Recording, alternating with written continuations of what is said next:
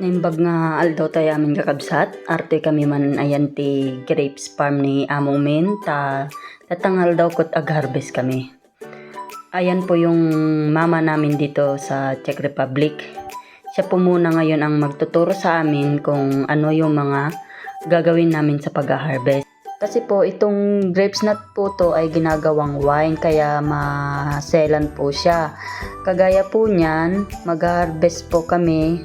Pag may mga tuyo-tuyo po, yun po ay tatapon na lang po namin. Pero pag may konting okay pa naman po, pwede po namin kunin. Kagaya niya po niya, no? Yan po, tinitignan niya po kung pwedeng kunin o hindi po. Ganyan po ang pag-harvest namin dito. Ayan po, mag-start na po kami. Ayan po, tignan nyo po ang laki ng grapes na hawak-hawak ng mama namin. Ayan, yung isang kasama ko naman na nag-harvest. Tignan nyo paano siya mag-harvest. Pinipili din po niya yung mga okay at hindi okay. Itong grapes na po kasi to, ano po to maselan. Kaya tignan nyo po, yung kulay niya, may mga batik-batik na siya. Kaya pinipili namin. Kasi yung amo namin po, hindi po kasi siya gumagamit ng mga pang-chemical.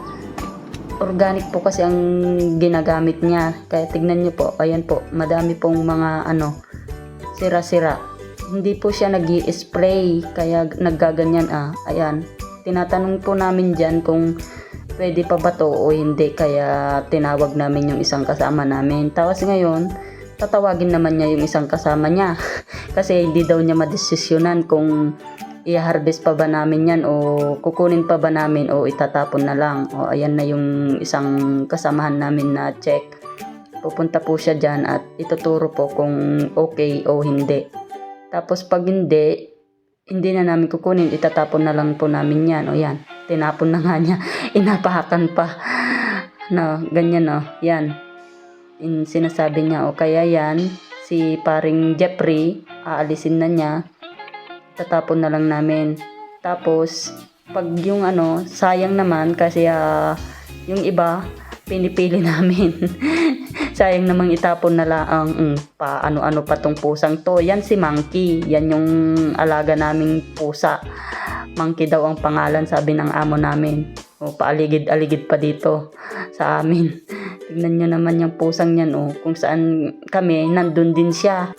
At ayan na nga po, tapos na po kaming mag-harvest. At ayan po, i-deliver na po dun sa paggawaan ng wine. See you na lang po ulit sa ating next video. Salamat!